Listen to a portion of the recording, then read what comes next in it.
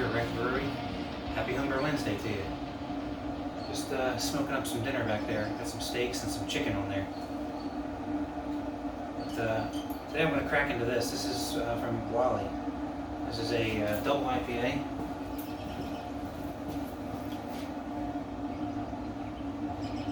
One of his fancy labels.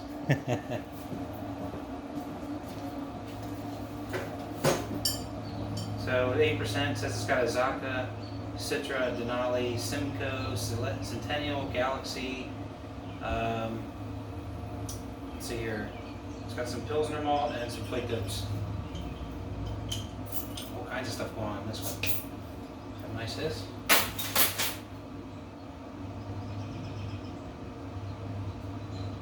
Hopefully the smoker back there is not drowning out my my voice.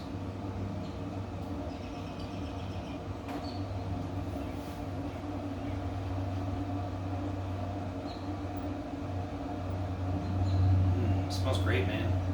Very, very fruity going on there. A lot of different things happening here. Some grapefruit, some orange, tangerine, probably, maybe some apricot. It's very inviting. It's pretty clear too, actually, and it's got like sort of like an orangey hue to it. Very well carbonated. There's a ton of bubbles in there.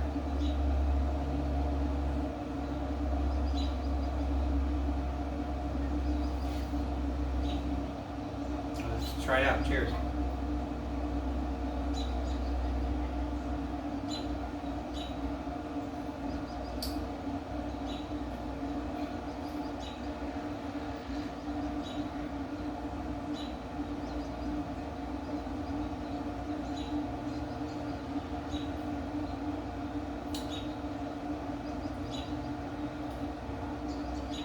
It's very nice.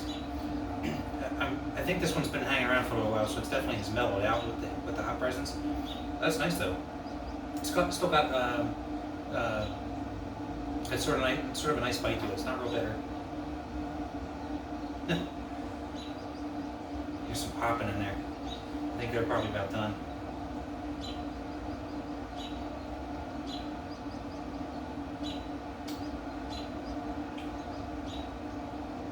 Yeah, hold on a second.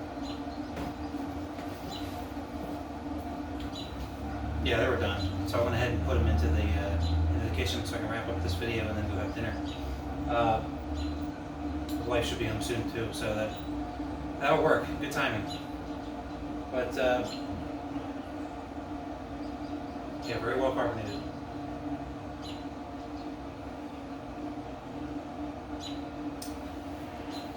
It's very nice, Wally. It's very fruity. The hop presence is still very much so. I knew these things die down. I would have been interested to see what this might have, the difference of how this would have been when it was fresh.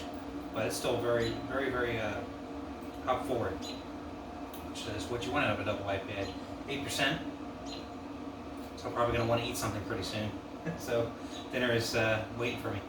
But look at that. The carbonation and the head's just sticking around. I mean, can't complain about that. Nice one, Wally. Thank you for sharing. I believe this is the last homebrew that I have from you. Still got some commercial stuff that you sent me that I'm definitely looking forward to trying. But very nice indeed. Thank you again.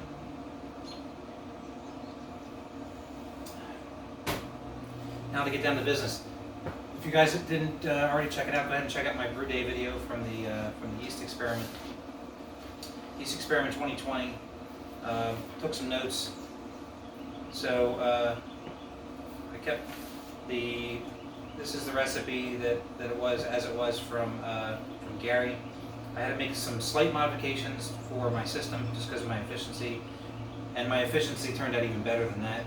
I got about 85% efficiency this time, and I think it's because of the mill. So the mill, it was 37 thousandths is what I had it set to, and I've had it that way for years for my old system.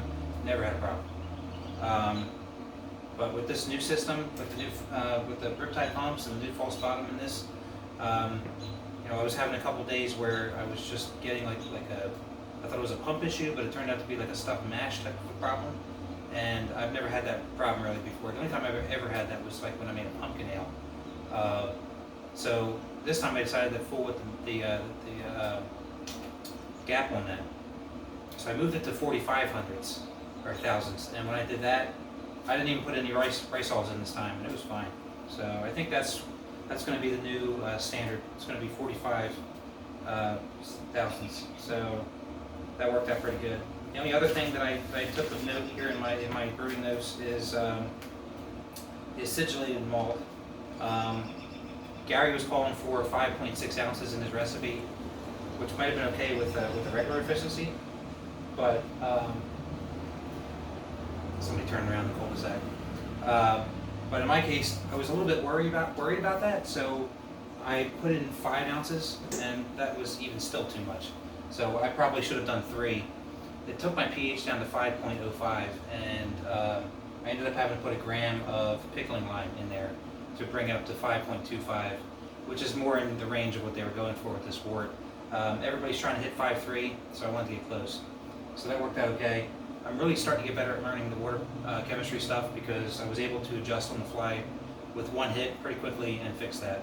So I just mashed for a few extra minutes just to make sure that that all settled in really nice. And the rest of the brew day went fine.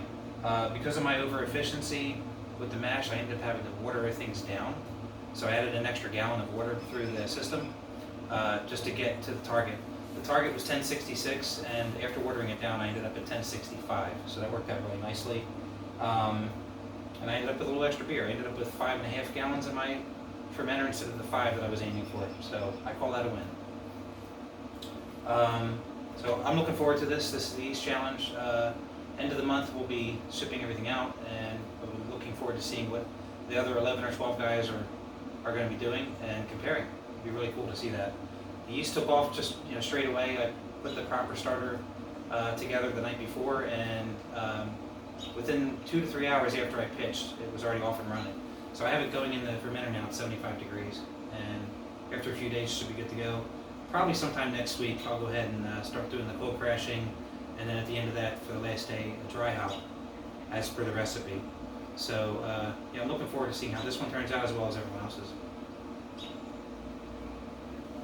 The only other thing I have for you guys today is SJ Port Challenge. If you haven't registered yet, what are you waiting for? I mean, it's an awesome competition. It's the only one of its kind where you're the participant and the judge. Sure, you pay some money up front, but you get stuff back in return. I mean, it's not a total one-way type of deal. You get some great beers to try, and some bragging rights if you move forward. So go ahead out to sjportchallenge.org and register if you haven't already done so. I know a lot of the guys in the brew tubing community already have, but there's a shameless plug for you to try to get more folks interested that might be seeing this video that aren't already registered. So the time frame this time is earlier. It's the spring. So if you haven't have any plans, you want to get started brewing probably soon, because mid-March is when we have to have our beers in. So I'm looking forward to it. 2020 is going to be a busy year. We have the SJ Port Challenge, we got the East Challenge here between the two of them in the spring, and I'm sure plenty of other cool things to follow. So we'll see you guys next week. Have a happy Homebrew Wednesday, everybody. Cheers.